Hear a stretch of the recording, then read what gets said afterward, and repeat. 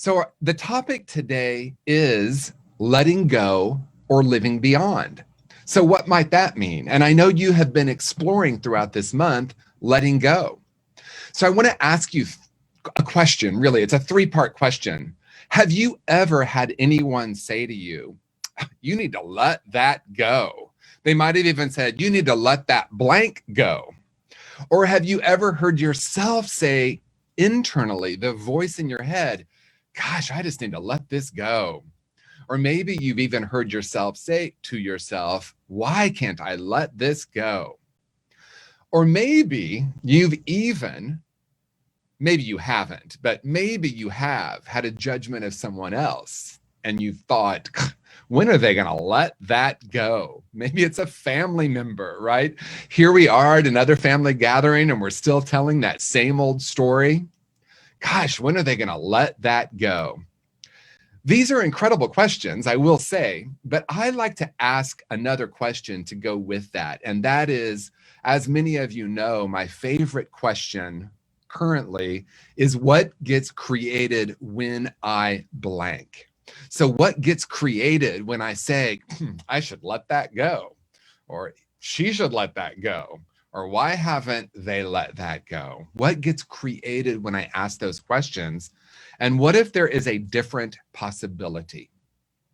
And because we started with Eckhart Tolle today, who is, I think, probably one of the greatest master teachers on planet Earth today, a quote from him that I love is this, and I love the simplicity of it. What a liberation to realize I'm not the voice in my head. Who am I then? The one who observes that. He might say the one who witnesses that. So what happens when I realize that I don't actually need to let anything go? And I'm sorry, Amy, I know your theme has been letting go. So I'm exploring a possibility here, right? What if, rather than thinking I need to let this go, I can say what might happen if I start to observe that story, to be curious about that story, and to recognize that there is a reality beyond the story. We are living in a remarkable time on planet Earth where there are forces, and I'm going to be really clear here in a moment. So forces that want us to be very afraid. Now, when I say forces, I don't even necessarily mean an external force. I might have a part of me that wants to become afraid, or to go into a narrative or a story about how I should be afraid to go out of the house, afraid to hug someone, to be in the presence of someone, afraid that if I go out of my house, something might harm me. Now, we can spend a lot of time negotiating with that story. I'm going to say this a little strongly, and this is certainly not my quote, but someone said, I have decided that I'm no longer going to negotiate with terrorists. And the terrorist is my old story, my thinking, my point of view, my paradigm. Now, it might be really easy to go into blame or shame. And what I understand is that blame and shame is a low frequency. Nothing wrong with it. When we can actually move beyond good and bad and right and wrong, and instead start to ask that question, what gets created when what gets created when I believe that I'm in danger if I walk out of my house? And your mind might say something like, well, I am. I can see it on the news. So I want to talk for a few minutes about levels of reality, because the mind has been conditioned, our minds, and maybe it's even the function of the mind, to think if it's not this, it must be that. If it's not you, it must be me. If it's not them, it must be us, right? The mind thinks in a polarized way. I recently woke up and had a meditation, and a thought came to me, and of course I put it on social media, and that thought was, or that awareness, more accurately, the awareness was, I don't think we live in a polarized country. I think we have been conditioned to have polarized thinking. Now, let me explore what that means. We have been told that we're polarized, that there is us and them, good and bad. See, the issue with us and them is very, very profoundly simple. if I believe that I am separate from, and I have a belief, an idea, a perspective, then I'm going to probably assume mine is the correct one. Well, I've been taught that. And so if I have the correct point of view about something, then that group over there must have the incorrect point of view. So rather than focusing on the seeming divisions in the world and in our life, can I focus on the projector? I'm holding the projector. And if I have been conditioned to have polarized thinking, then I'm going to automatically think you're wrong and I'm right, or the ever popular, you're right, I must be wrong. And so one framework that I really love, and many of you have heard me talk about this, is the 4 levels of consciousness and the 4 rooms. And they go together. So I'm going to just briefly talk about the 4 rooms. I love acronyms. Some of you know I love acronyms. I think it's so my mind can remember. You know, when people have profound memory, they associate something with the person's name or the word. The memorization is actually association. So acronyms allow me to remember. My mind, oh yeah, that's right. So the acronym is PIES: physical, intellectual, emotional, and spiritual. We have a reality that lives in those 4 different rooms. And right now, there are conditions in the world where most of the reporting is from the physical room, the physical reality. We have this thing happening, and it's happening in physical reality. Now, when I look at it in terms of levels of consciousness, I would call that victim martyr consciousness that has a primary physical reality. Here's the key. When I said that, did you notice anything? Did you notice like any kind of internal either awareness, or maybe it's a restriction or pushing or curiosity? The issue for me is I have often, again, been conditioned to think if it's not this, it's that. So if I say there are different levels of reality based on the projector or the lens that I'm looking at life through, you might hear me say physical reality doesn't exist. Because there are conditions in the world right now where if I question a particular point of view, someone will say, oh, I didn't know you were a conspiracy theorist, or I didn't know you were a blank denier, right? We've all heard that.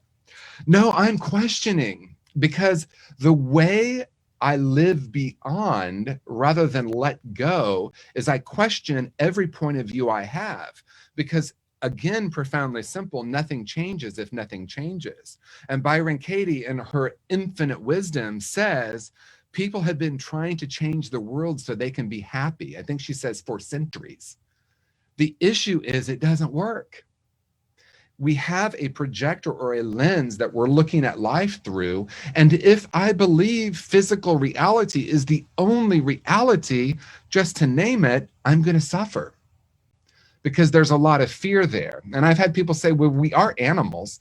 Yes, we are. We have a physical reality. We have this physical body, and there are things that happen in the physical world.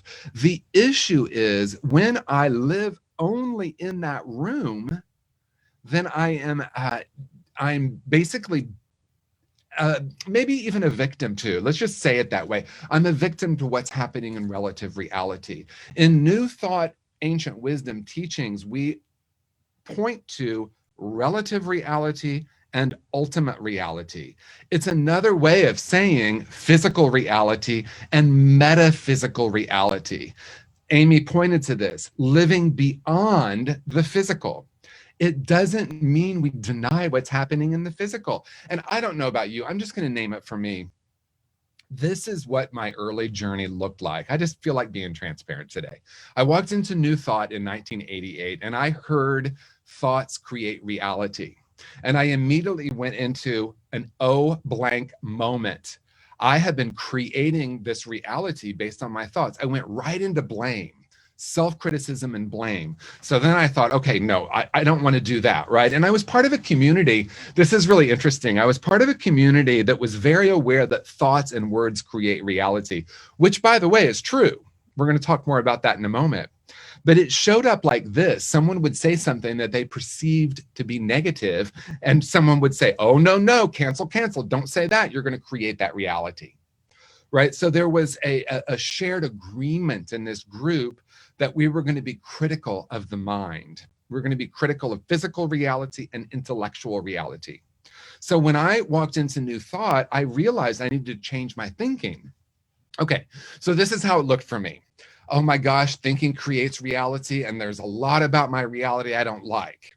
So see, I was moving out of the victim martyr consciousness of, well, life just happens to me. Life just happens, what I can see, the five senses. You know, Amy talked about the outer eye. That's part of physical, what I can see, right? What we have been taught is reality. I thought I was just a victim to that. And then I came to New Thought and I was like, you mean I can create reality? I can change reality based on my thinking? So one of the tools, two of the tools I want to speak to are meditation and affirmations, right? Those are amazing and powerful tools that we use in our New Thought teachings. So I sat down to meditate, and this is what it sounded like. You need to be quiet, mind. Why are you being so incessantly? Why are you trying? Shut up. That's literally what I did. So I would sit in meditation, and I thought the goal of meditation was to quiet the mind and tap into a blissful experience, which sometimes happened. But most of the time, what I recognized was the mind was an incessant stream of perspectives. And so I launched an exploration of changing my story, of changing the narrative, of changing my thoughts. And I want to say right out of the gate that it was powerful and profound, because I did learn how to focus on different thinking, how to not focus on what I would call negative thinking and shift that to positive thinking. And it was a powerful decade. It was a full decade at least, where I was aware of the narrative. And I was aware then that I went into blame and shame about the narrative. And then I could catch myself and I could say, no, don't think that. Think this over here. And I started to get these amazing results in my life. And then a powerful moment or moments or a process happened in my life. And I understood that the mind is always perceiving. And I heard someone say the intention of meditation isn't to quiet the mind, it's to become the observer of the mind. And then master teachers like Eckhart Tolle say, if I'm not those thoughts, who and what am I? I'm the one who observes that. Well, what is this observer? And so I realized at some point that trying to change my thinking was like changing deck chairs on the Titanic. And let me tell you what I mean by that, because that could sound, we could perceive that that's a negative thing to say. What I came to understand, and it was a powerful and profound shift in my life, was I don't need to change the narrative. I can learn how to live beyond it. I can learn to recognize that's what the mind does, and I can have love and compassion for the mind like I would have for a small child who is acting out. Love is what that child needs, not judgment. And here I was judging the mind. You shouldn't be doing that. You shouldn't be thinking or perceiving. You shouldn't be looking at, do you hear all the shoulds? We've all heard this, but I was shoulding all over myself, and it was not getting me anywhere. And then I understood, wow, there's more to life than just my narrative or my thoughts. There's a place within me. And for me, I moved into the emotional center. I realized that I had been running from my emotions my entire life. I had been running from the experience of sadness or even the experience of joy, to be honest with you, because some of my core false beliefs were I don't deserve a life filled with joy. So when I would feel it, I would get afraid that I was no longer going to feel joy. And there I was feeling it. I remember, Amy, you'll appreciate this, because Amy and I now have a secret place we meet called Laguna Beach, California. We love it. And it's one of my favorite spots. And I remember when I was maybe in my late 20s, I was walking down the beach in Laguna, and I was literally saying to myself, I should go to the beach more often. And then like a lightning bolt, I realized I am at the beach right now. And I'm not even experiencing the beach because I'm in a narrative that I should do this more. Do you hear that? Eckhart Tolle tells a wonderful story, and this is absolutely going to be a paraphrase. I think it's in his book, A New Earth. He talks about being on a train, I believe, and he's witnessing someone who is speaking out loud, someone that we might in our culture call insane or crazy, all the labels we would put on this person. And he was listening to the person and they were recounting stories over and over and over again. Have you ever heard someone maybe like on the street talking out loud and saying, well, I don't know, that's not fair. Why are you doing that to me? They're living in this reality that maybe we perceive as somehow insane. And he gets off the train and he tells a story where a series of events happens and he heard himself say something out loud. And he's like, oh my gosh, the only difference between me and this other person is they're saying it out loud. I'm just having it bounce around in my head, right? So what are the stories like a hamster wheel that I'm repeating? She shouldn't have done that. I shouldn't have been born into this family. This shouldn't be happening in our culture. This person shouldn't be president, right? All these narratives. The difference between what we call sanity and insanity is I keep those thoughts to myself because I'm a sane person. And I'm laughing because I relate so much to it because that's what I became aware of. And then I realized that there was something powerful about moving into the emotional room and beginning to feel that which had not been healed. And there was a powerful era of my life where I started to recognize that the emotional center or the heart center holds a great deal of power and that I had been running from it. And I'd been attaching a story to a feeling. The reading pointed to that today. And I love that from Eckhart Tolle. Become aware of the story that's feeding the emotion. Become aware of that. And all I was doing was trying to figure out why I was feeling this way so I could get rid of the feeling. And then I realized there was something incredibly healing about feeling without going into a story. Let me just feel this. Oh, I'm noticing sadness. Oh, I'm noticing joy. Oh, I'm noticing fear. I'm noticing contentment. Do I have a value judgment that one is good and one is bad? And as soon as I do that, because see, as soon as I call something negative, what do I want to do? I want to get rid of it. And so when I start to be curious, not what's the root of this feeling and how do I get rid of it, but oh, I'm really curious about this. There's a lot of sadness in my heart today. What does that feel like? Yeah, see if I can experience that without going into a story or a narrative. Because again, the theme here is when I say I should let go of this feeling, I'm moving right into duality. I don't want to feel sad. I want to feel happy. So let me get rid of the sadness so that I can feel more happiness. There's something profound in being present with what is and start to question that. See, that to me is what living beyond is. Living beyond is saying, oh, isn't that interesting that I have that thought? Oh, isn't it? I'm curious about this feeling. I've noticed that I've been feeling a lot of sadness today. Let me be curious about that.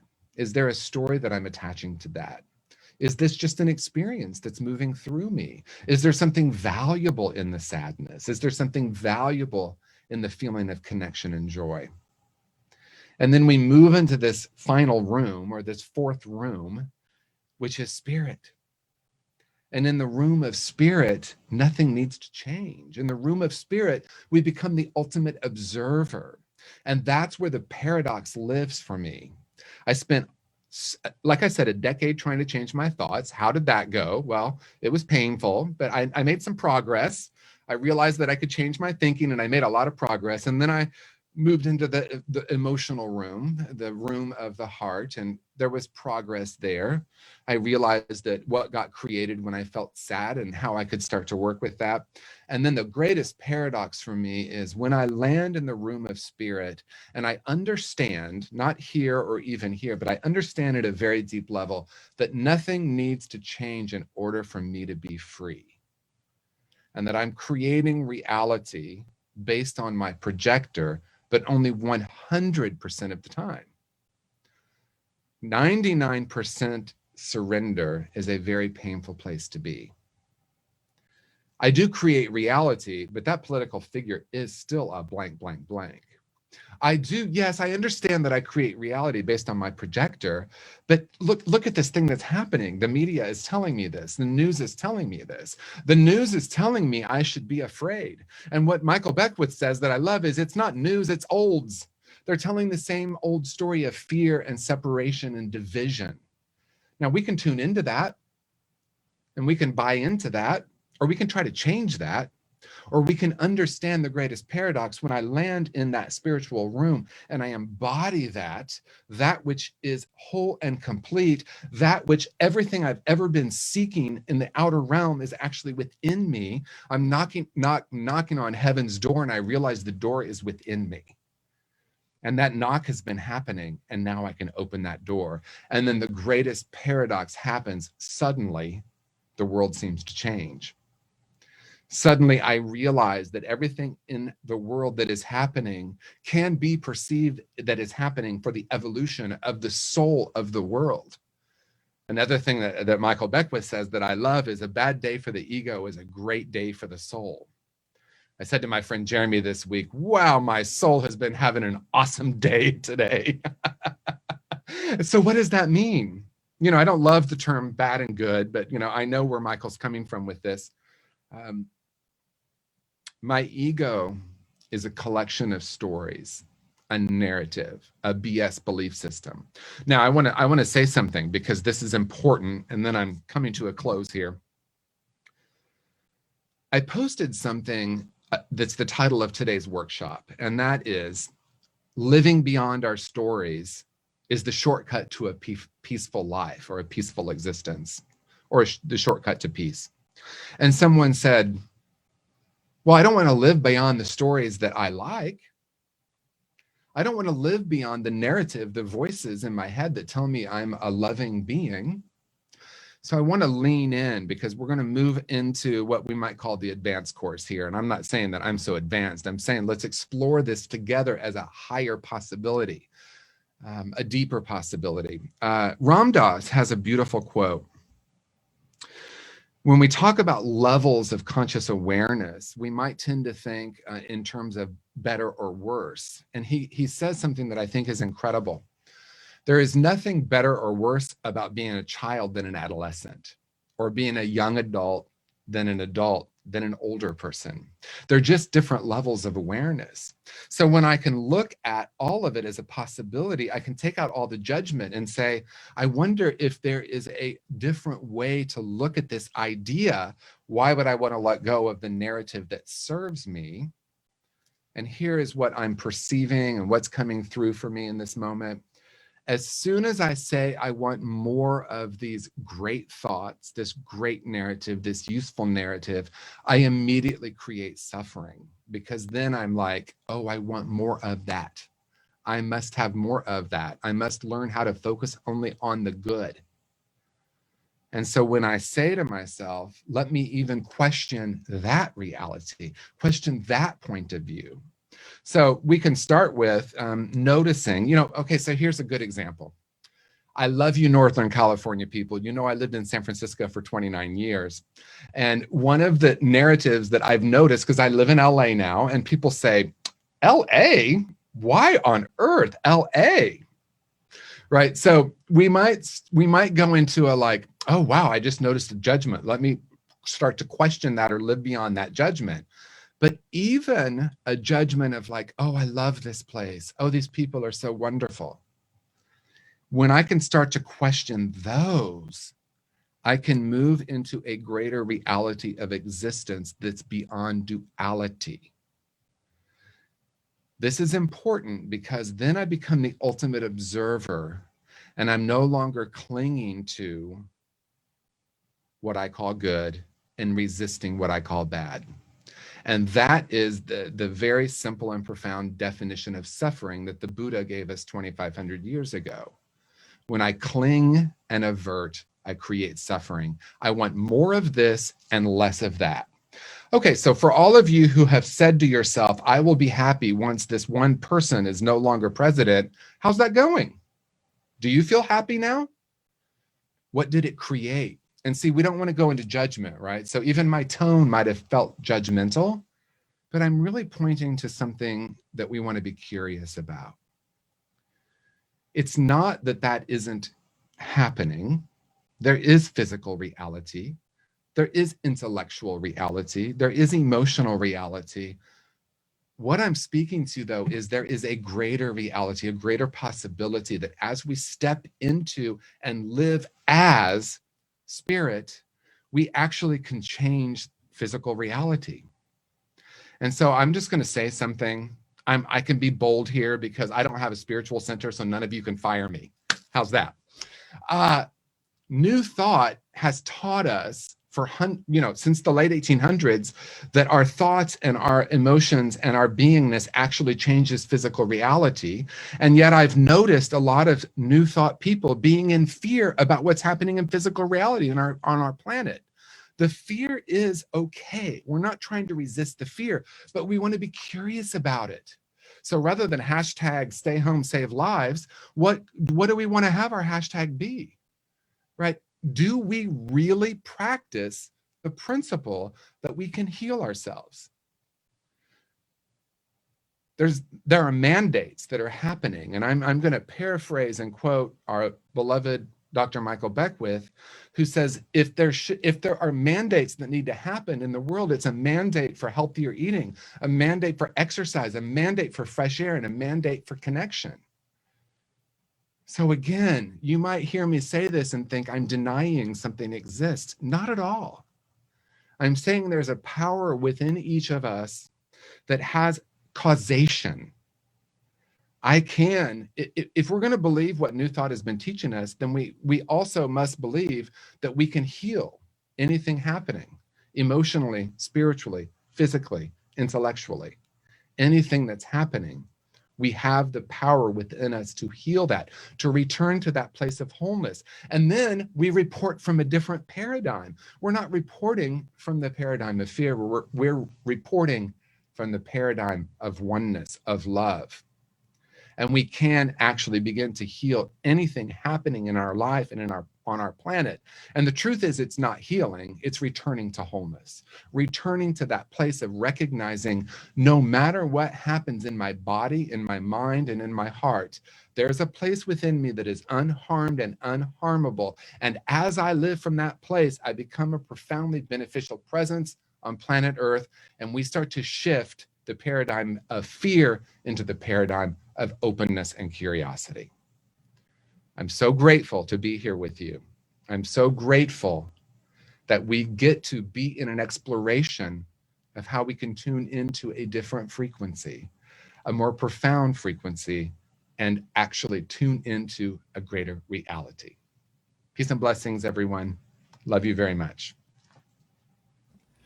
Peace and blessings. I love you very much. We love you very much. Wow. I have so many thoughts I'm trying to sort through. So many great points. Something you were talking about, it got me thinking about a conversation we had a few weeks ago with a Zen master we had here. And he was reminding us of the story, which I'm sure you know, about the monks who are at the other side of the creek or the river or something. The woman needs to be carried over. And then, so at the end, the other monk, after all this time, says, you touched her, you carried her. And he said, I put her down way back there and you're still carrying her. And so the story came up about the letting go, right? This other monk let her go on the other side. And so where the conversation went was, it wasn't really about this letting go, this release. It was more about, how did you hold it? How did you hold her along the way? And so I think that you really spoke to that today as well. It's not so much in the release, it's how the presence we're holding around something. And noticing so many and you were talking about knocking, referencing John's song "Knocking on Heaven's Door," and I think it was Rumi. Was it Rumi's quotes? Like I found I was knocking, and I was inside. I was knocking from the inside.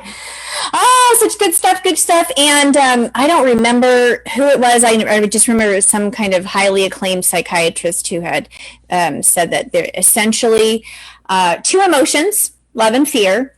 And if we're in fear, we can't be in love. And if we're in love, we're not in fear. So, and I feel like maybe Marianne Williamson said something like this too. It's in the collective, so probably many people have said something like this. But yeah, you can't have your foot in both, right? You're either aligned here or there. So I'm right. I'm so with you about this, stepping into this place of curiosity. And I also just call it like an energetic neutrality with something shows up. If I notice something, it's like, okay, so let me just find this energetic, neutral kind of place to be that observer, that, like you said, ultimate observer. And, so we can step into this actual place of freedom. And that's really where our perception, where we are the creators in that space, right? That it's not we're making something or doing something to change it. It's who we are. It's like you can't mold and chisel away the world around you to change things. It's always an inside job, right? Okay, let's check in with everybody. Hello. Questions, comments, thoughts, reflections. Or as I say, questions, comments, or smart remarks. It's all. Yeah, I love that. Smart remarks. Cute. Dennis says, thank you. I feel like my Wi-Fi is a little slow today. And I know that just because I see on the feed it's backed up. So maybe there's comments and stuff coming in and it's going to load here in a moment. So what else? I was I'm always jotting things down. I always love that question you bring to us. What gets created when I? Yeah. That right there. I mean, we can get so clear. So much clarity can come from that question. Right. What were you talking about? Observing the story, realizing that there's a reality beyond the story. And isn't that true? Because we can be so conditioned to think in this bad, good, right, wrong. You mentioned even, the insane, person, just speaking out the thoughts that Eckhart had spoke about in one of his books. And, that's really so true, because we can have such an idea about how things can look and like, oh, that guy shouldn't be acting that way. But there's that fine line between psychotic and psychic and really getting downloads from the spirits. Like, who are we to say? There are cultures that really uphold these people as seers and sources of inspiration, knowledge, all of that, and where we might put a label on it as mentally ill or what have you. So very interesting to just notice, to be that ultimate observer. Karen says, wonderful talk. Love you, TJ. Yes. Is everybody just processing it all? That's possible too. What time is it? It's 10 after 11. So yeah. Oh, here comes Thomas. I knew my phone was slow. All of a sudden, it's like, a bunch of comments came in. Okay, well, let me scroll back here. Kathy says, thank you, John. Love that song, Knocking on Heaven's Door. Okay, my scroll was really slow. That was way back there, huh? Dave says, revision to old thoughts. Curiosity enlightened the cat. Yes. Yes, there you go. Yeah. I love that. Nice reframe. Yeah. That's oh gosh, I'm gonna forget the quote, but I think it was oh my goodness, somebody was talking about new thought and saying, well, let's just stay mindful. We don't want to be an old thought, because that was, that was being said in the 1800s. We want to always be moving forward and asking what's next, what is unfolding, what, not staying stagnant into something and holding on to like the old thought. Well, and I think about, when I was speaking, sometimes I have an observer even when I'm speaking, and the observer's like, oh, maybe go there, or maybe go there. But one of the things that was a maybe was the idea that 100 or 500 years from now, they're going to look back at us in this time and say, they were starting to understand oneness. They were starting to understand that we're all particles of one life, or all cells in one organism, right? Because we're pointing to it, right? We're saying, oh, I'm one, but then at the same time, I'm saying, how could they do that? Or that political party or that person has a point of view about an illness that's in our culture right now, right? And so if it's true that we're all particles, or we're all part of one life, because that's the foundational principle of many New Thought teachings. There's one power and one presence active in our life. And so if it's true that there's one power and one presence, then how can I possibly start talking about the other? Right. And so if you look at what cancer is, and please, I'm not a medical doctor, you're all lucky, but it's basically cells attacking each other, right? Is that true? I mean, in its most simplistic form. Yeah. And so if it's true that we're all one and we're attacking each other, what's getting created in consciousness, right? And so the holistic approach is to start recognizing, and I love, Amy, that you talked about everything as love or fear, because the next level of that is everything is love or a request for love. Right. And so when I'm out of balance, because at any moment, any of us can jump into a story of separation or fear. It's not about being bad or wrong. It's like, oh, look, I just did that again. Oh, come here, beautiful child. Right. Let me love you. Let me love you. Right. Because the holistic approach to a disease that's happening in the body is to become curious about how our natural immune system can move toward wholeness, what we would call healing. And so if that's true in the body, that's true in consciousness. Sure. Right? How can I be curious about how I can love someone or something that seems opposed to me? Because if it's true, we either are going to live the principle that there's one power or we're not. Right. Yep. That's beautiful. Thank you. Yeah. I'm just heard a doctor speak to this the other day, and I don't remember all the details, but he was talking about trauma. And this is why we can't measure someone's trauma, because it affects everyone so differently. But his study on it was that or disease and illness in the body is created by a trauma, which is usually a shock of some kind. Yeah. So a shock for me might not be the shock for you. So that's why it's different for all of us. But what the point that I'm trying to summarize is, but the point he was making was that it's all in how we basically process that shock or handle that shock, right? And so depending on where we're at in our life and all the what's going on, it impacts us differently. And so we're in this space that we're talking about and viewing everything from that lens, from that perspective of oneness that you're saying, then it's a different kind of impact on us. We're not having that such a shock like, oh, that's so bad or wrong, or that's, hurting me or whatever. And so it impacts us differently. So I thought that was really interesting. And that was just something I was listening to this week. And and it's what is the request for love, and what would love do? Right? What would love do here? And how can I be that frequency? And, Joe Dispenza, Gabor Maté, these incredible doctors are letting us know that which we intrinsically know, right? And that is that, Joe Dispenza says, if we can create disease with stress, and stress is based in a thought, right? A point of view, if we can create that, then we can uncreate it. We can uncreate that. And we never want to go into blame of ourselves and another, right? Because that's, it's just not useful.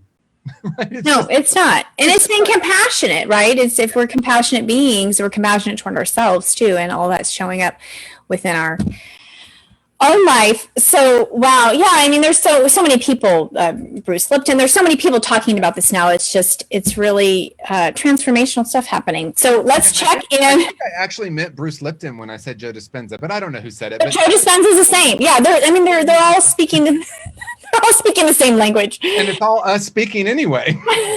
Right? Exactly. Okay, let me see here. John says, I love the way the music and the messages collaborate. Thank you, TJ. Yes, it's always beautiful, isn't it? Ron says, if we are truly spacious awareness and beingness, what is the rightful value and perspective of story? Yeah. For me, it's always about questioning, right? So being careful not to put a value judgment on it. Let me be more accurate. Noticing when I do, because my mind is, right? Like this, gosh, why do I still have this story? So if I'm spacious awareness, as Ron's saying so beautifully, if it's true that I become the observer, then I at very least want to start questioning it, right? And so we're going to actually do this in the workshop. We're going to look at some of the questions that we can have about our story that is really different than how do I get rid of it, right? And I know Ron knows this, right? Absolutely. That when we become the observer, then we become the curious person, or we come from a curious space, and we ask questions like, what does this create when I believe it? And then we ask questions like, what would it be like to be free? What would it be like to live beyond this? Rather than thinking, gosh, why am I still believing this? Again, it's like that child. And you know, when we have a toddler, it's the toddler paradigm or archetype, right? And the toddler just lets us know, I'm angry, I'm sad, I'm happy. And when we allow them, I remember when I was really part of helping raise my nephew when he was in his first 5 years, which are very developmental years, when he was having what we judge as a meltdown, which, by the way, is what the stories can show up as. My mind is like having a meltdown. How could they? It's the toddler paradigm, right? We don't want to judge the toddler. And unfortunately, that's a lot of what happens in our culture. And that is ultimate trauma, right? Let me judge you. I realized with my nephew, if I would get down on his level, like I am right now with Amy, at least on my screen, and simply be present, he would, right? There was something happening in his nervous system. And then a lot of us are like, stop doing that, or I'm embarrassed, or don't cry like this, or we're on a plane and people are staring, right? And so when we can just come down into presence, and this I believe is what Ron is speaking to, we become the observer, and we become the awareness itself. And then there's something about, like, I didn't have to use words with my nephew, and his nervous system would calm. And that's for me, the exact same way I work with a story or my mind. Observe it, love it, be present with it. Oh, it starts to slow down. It's not that it goes away, it's that it no longer has power over me. Yeah, it's like regulation, you know. It's how I always thought with small children. It's like sometimes they just need to help you to assist regulate what's going on. And right. It's funny you mentioned the airplane, because I was recently on the plane. There was 2 different families. It's about the same age child, you know, maybe one.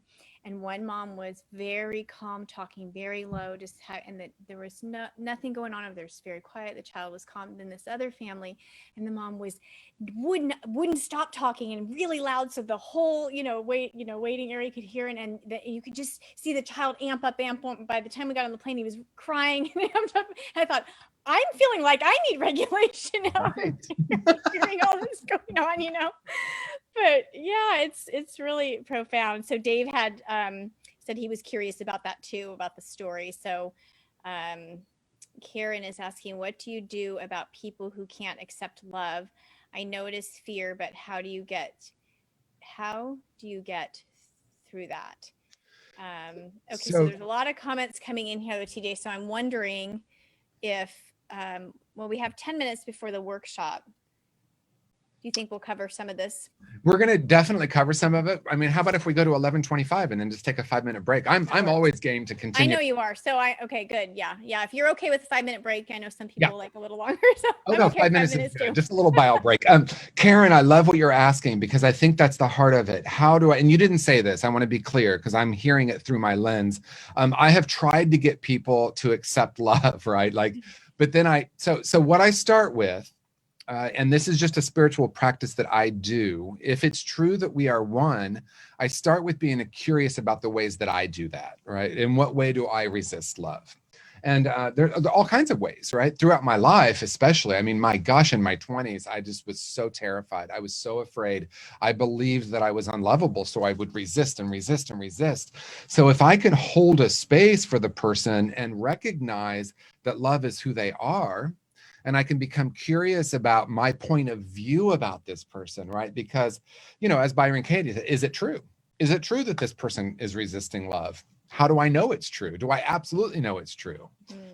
So then I start to, for me, because I believed I was unlovable and someone would try to love me, I would resist, right? Like the magnet would flip and repel it. So I would go into a question, not about like, why can't they accept love, or why are they resisting love? I would go into the question, what is the request for love? right? So if it's true, everything is love or a request for love. And if someone's resisting or pushing, that pushing is a strategy, right? It's a strategy to try to stay safe. So how can I be part of helping them? Like, I can't make someone feel anything, but I can be a presence for them. You know, the person for me was Mary Helen. I talk about her a lot. She would just hold a space and she would see the preciousness in me when I couldn't see it for myself. And it wasn't instant, but over the years of being with her, I would start to say, if she sees me as precious, who am I not to? Wow, I wonder if there's a place within me, right? So it's not, I don't think it's about words or even thoughts. It's about, as Ron was saying, being a field of awareness and presence for all the people in my life. Something really powerful starts to shift. Very much so. Beautiful response.